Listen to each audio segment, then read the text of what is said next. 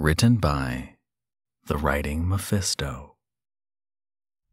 Since I was a boy, I was drawn to the idea of exploring the cosmos, going to see stars that are far beyond our reach, not only in distance, but also in the fact that time itself will have sundered these heavenly bodies by the time we did reach them. This led to a lifetime devoted to a boy's dream of space travel. From this timeline, I realized there are two achievements science longs for: being able to explore our galaxy fully, and being able to transcend the barriers of time itself. The former goal proved itself to be far more achievable than the latter. In recent years, we have made astonishing new breakthroughs in space travel. But even with these new inventions to simplify the process of leaving the planet, we remain literal light years away from becoming true galactic trailblazers. When it comes to the transcendence of time itself, however, well, let's just say, time continues to march onward.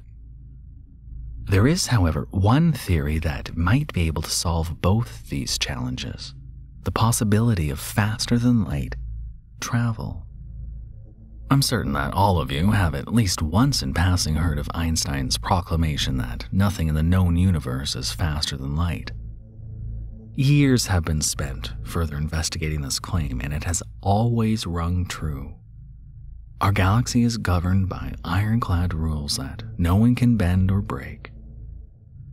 Now, I could get into the specifics about FTL, but that would take a while.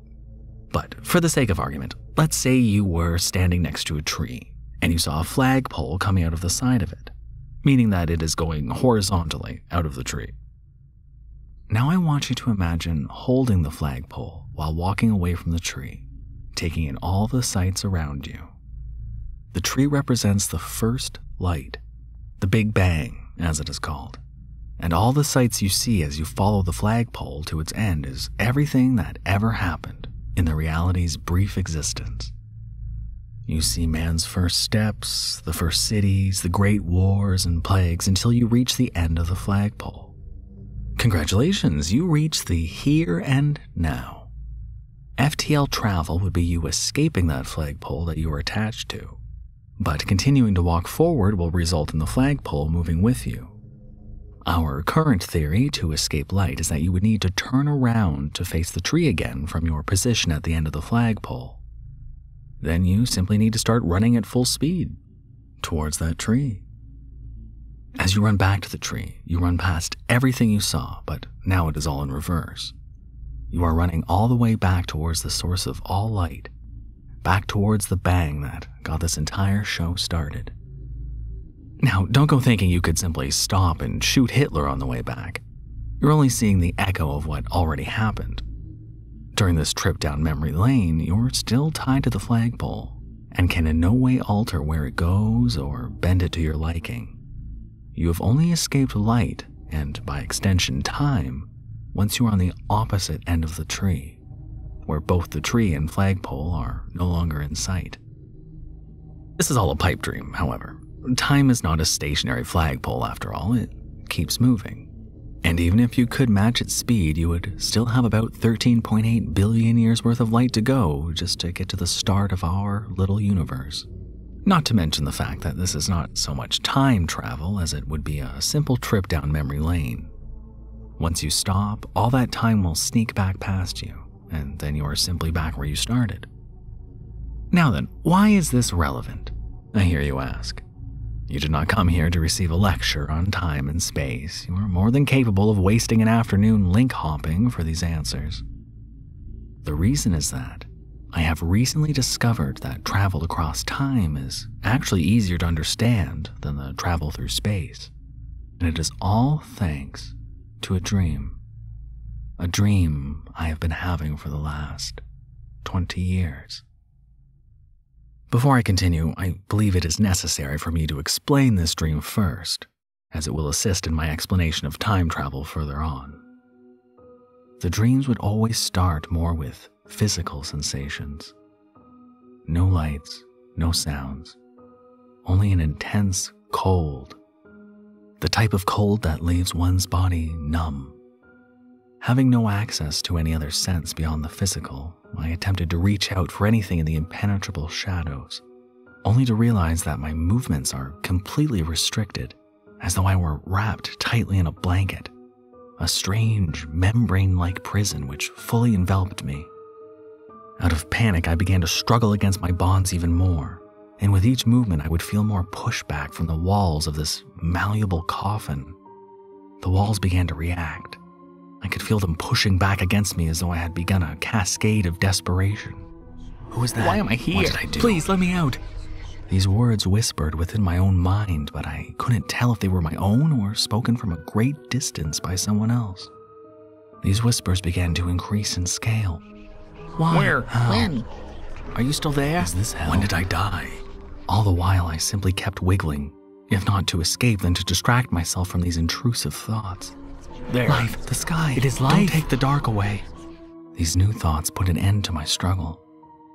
A light, no bigger than the tip of a pencil, but in no time at all it grew to the size of a tennis ball, then a soccer ball, then the... Not the fire. Ah! This is hell. The light was an inferno which had enveloped everything. It seared my flesh, but that is not why I screamed, for what the light illuminated was far more horrific than being burnt alive. Mangled arms and legs jotted out of the pink and crimson ocean of what I could only assume was flesh. Human slugs strewn about the surface as far as the eyes could see, their mangled bodies intertwined with one another. This gruesome image was thankfully yet excruciatingly overpowered by the growing light from above, a heat that made me yearn for the frigid temperatures from before. The membrane surrounding me began to boil, and the sensation of my body being disintegrated within a moment was so indescribably painful. Having your own eyes boiled out of their sockets is truly a sensation I would not wish on anyone. Yet this sudden barbecue was not the end of my dream. My sight immediately switched to a new space. The same nightmarish image, but from an entirely different angle. This new angle, however, was short-lived as I felt the light once again burn away this new body. Countless times I would feel my consciousness shift to a new position in the hive of flesh, like flipping through channels on a television. Mouths screaming silently, eyes watering and then bursting from the searing heat above. Rivers of bubbling flesh. Billions upon billions attempted to witness the force which wanted us to disappear from this reality. Our arms and legs grasping and kicking at the behest of far-off voices, seeing the horrid landscape through eyes we could not identify as our own. Millions of thoughts screaming out the same response in millions of languages. No more. A horrifying collage of final moments. And then, it stopped. With blurred vision, we watched as the light began to shrink. Blessed darkness returned to soothe our burnt and melted bodies. I thought that the return of the blessed cold would mean an end to the immediate suffering we faced, but such hope was quickly dissipated. Please end it. There it is. Don't let it happen again. My mind could no longer focus on the chaotic symphony of my fellow sufferers as I felt my body violently tugged at. The symphony of screams echoed my own. I cannot truly explain the final sensation of the dream, but I will attempt as best I can. Our bodies weren't being pulled apart from one another. We were being pulled towards the same direction, in all directions at once. All the while we observed that even darkness was blindingly bright when compared to that which we were being pulled into. Where the light had once been, we now bore witness to the gaze of the abyss, a clear, unseeable divide between the material and an infinite expanse of emptiness. I would always wake up screaming from these dreams. My parents were sympathetic at first, but as the years came and went, their sympathy departed as well. My dream would only become more manageable at the age of 9, when on a field trip to the planetarium, I was introduced to images of the known universe. I saw so many similarities to my dream that I realized my lack of understanding is what terrified me so much. From that day forward, I devoted myself to the study of astronomy, and it seemed that my hypothesis was correct. As I began to understand the laws that governed our reality, I was able to use logic to explain why what my dream showed me was complete and utter nonsense. How a planet made of living human flesh was a completely daft notion. How a star expanding at such an extreme rate was impossible, and that a planet would no longer exist if any star came that close to it. After some time, the dreams disappeared altogether, and my hobby went from coping mechanism to absolute passion. That was until the 10th of April, 2019, when the unblinking gaze which had haunted my childhood was shown to the world. Humanity's first high-definition image of a black hole. I remember sitting at home being excited to view the image, only for my mind to revert back to my childlike self and the scream once again flowing involuntarily from my lungs. My mind became consumed by the nightmares once more. I could focus on nothing else. My work began to suffer as a result, and I could only barely interact with others, as the dream seemed to infect my mind even in my waking hours. For most of the last 2 years, my time and effort were once again focused on my studies as a means to cope with these horrendous images of my past. The return of this obsession, however, came with a far higher price than it did in my youth. I had held a respectable position at the university I used to work for. They were even in talks of me becoming the head of our department. All such talks, however, disappeared along with my position as a result of my focus on pseudoscientific views. Those fools seemed to have forgotten that science itself was the practice of pretending to know how the universe works. But mine, I discovered, was a field ruled by the opinions of old men too scared to stick their necks out to truly reach the new frontier. They would much rather hide behind a paycheck where they confirm that which we already knew, discovered by their betters hundreds of years ago. For hell's sake, not too long ago, people believed that we could cure depression by drilling holes to let the demons out. And there was a time when we knew the sun went around the earth. As our ability to inspect the universe improved, so did our understanding. But as scientists, we should be the first to inspect new theories and be willing to admit our faults of logic when shown evidence. Forgive me. I realize that I went on a rant of ethics, when the true desire of my words is to have you all understand that my dream was in fact not some ridiculous vision of an overactive imagination. As I began my investigation, I realized that the laws of physics alone could not explain to me why this dream terrified me so much. I had to delve into the studies of the mind, and thus I grabbed anything and everything psychology-related. Hell, even after some time I went to see a professional at the behest of my family to ensure that I was not in fact just having some form of nervous breakdown.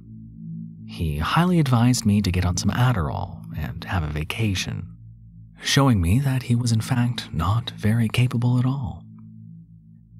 But my studies helped lead me down a new train of thought. Consciousness is a complicated beast, even more so than understanding the fundamental laws of our reality to a degree. We have many educated guesses into the reasoning behind human consciousness itself, how it is formed, what events could lead to changes, and which parts of the mind house which behaviors of learning and understanding. Yet there are aspects we are still only able to guess at. What powers human will? How is morality not simply something that is taught, but rather fundamentally understood by all people, regardless of culture? We also have unspoken human rules of body language that we aren't taught, yet we are all subconsciously fluent in. This bothered me, as I felt the arguments of biological instinct just didn't cut it for me. How is understanding transferred like that? I kept going deeper. The deeper I went, the clearer the dreams became. It came to me more often, Sometimes while just sitting down, I would pass out only to witness the dreams again.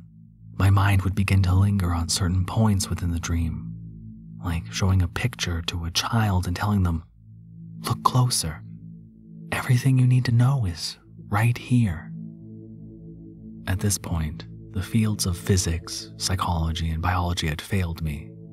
There was a piece of the puzzle that I just couldn't fit using these explanations. The mass of minds screaming in unison, a shared knowledge which transcended the scope of any simple hive mind.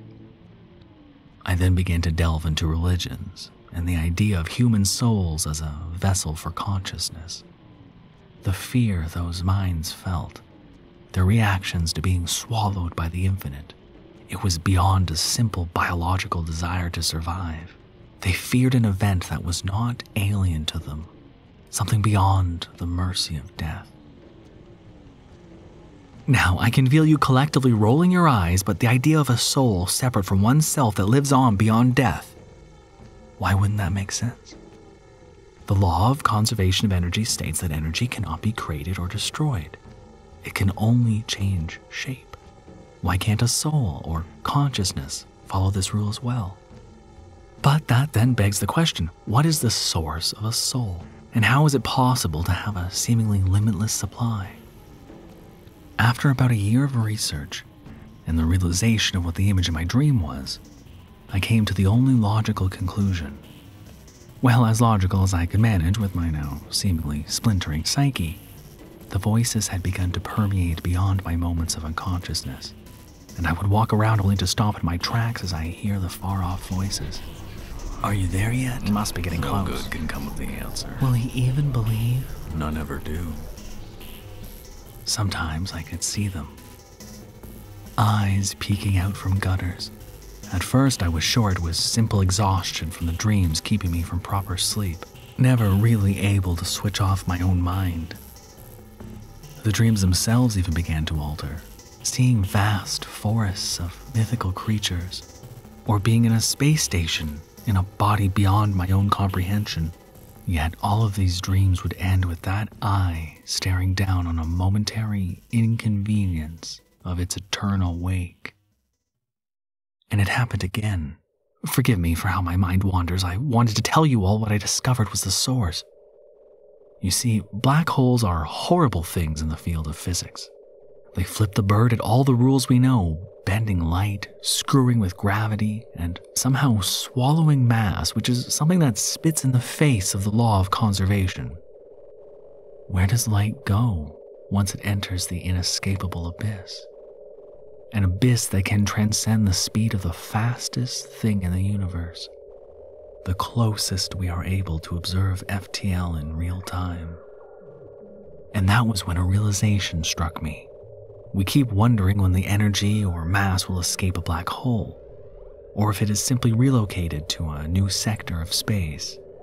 Some theorize that black holes could act as gates between different points in space, but my realization came with another whisper. This time, in a voice I recognized. It never went anywhere. Hearing my own voice for some reason snapped something within me. Remember how I mentioned I spent most of the last 2 years investigating my obsession? Well, for the last 6 months, I've been locked in a mental institution. My family, apparently, found me in my apartment scribbling on the walls and screaming about elves and ghosts. I had drawn several black dots against the wall, which I could only assume were meant to indicate the eyes of the galactic abyss. But the writing that accompanied some of these were either in a handwriting that was not my own, or in languages I had no knowledge of. Spanish, French, Arabic, Mandarin, ancient Italian. Hell, I even had Egyptian hieroglyphics and Latin. All of these reportedly referred to dates and times, all different. Some were decades into the future, while others were millennia into the past. The only reason the doctors were sure it was millennia was because I apparently told them so when asked.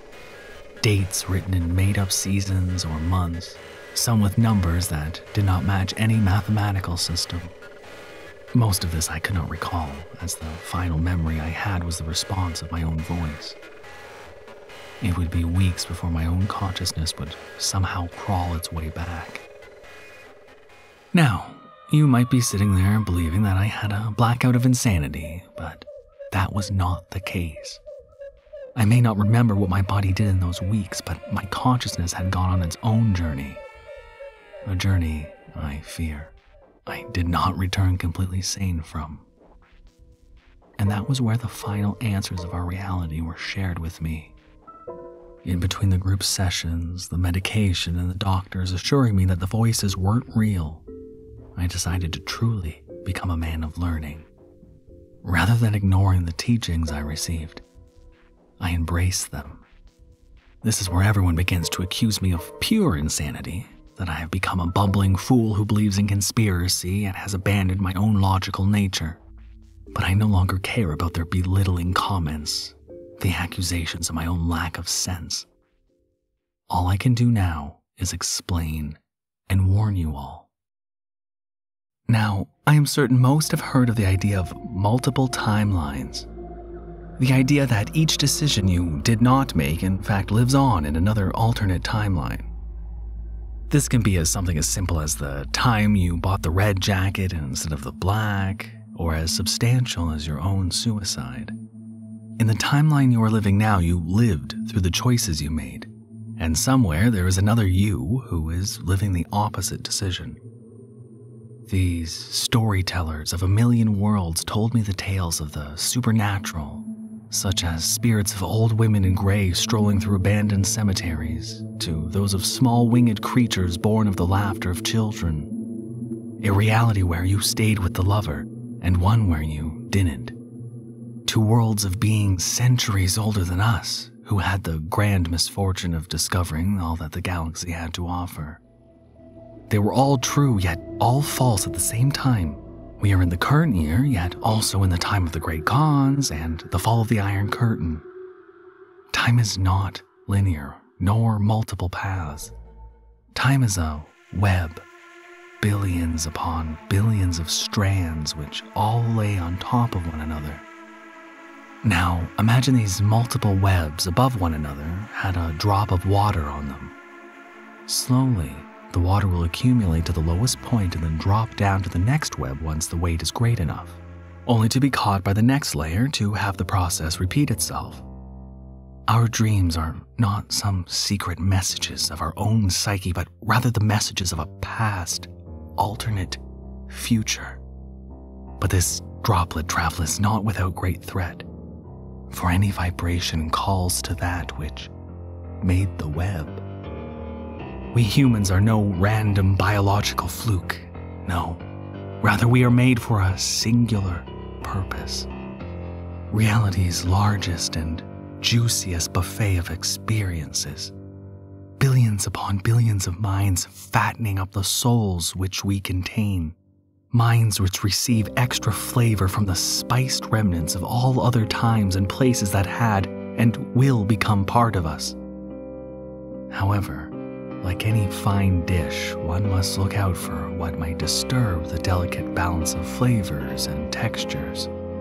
The most telltale signs of an overspiced dish is when one flavor overpowers the other, such as the mind which is intended to ripen the soul. A soul becomes tarnished by madness, be it of the individual or of the masses. And in recent years, our chef has been having bad luck with our preparations. A world of infinite information exchange, of eternal chasing after the next bit of entertainment to consume. The level of human experiences is reaching the point of overindulgence. We have begun to hang heavily on the web, and they are feeling the vibrations. The stark increase in human mental instability and more manic behavior is proof that they will come soon. We are ringing the dinner bell. And once the abyss opens, we will suffer a fate beyond death. We will be drained of ourselves and sent on to the preparations of the next course. We don't need to worry about the travel of time, as time is our jailer. And in the end, we will get to escape it, whether we like it or not. Fear, the eye of infinite emptiness, for it hungers after a delicacy of experiences. And until its infinite appetite is quenched, we will simply have to learn everything all over again.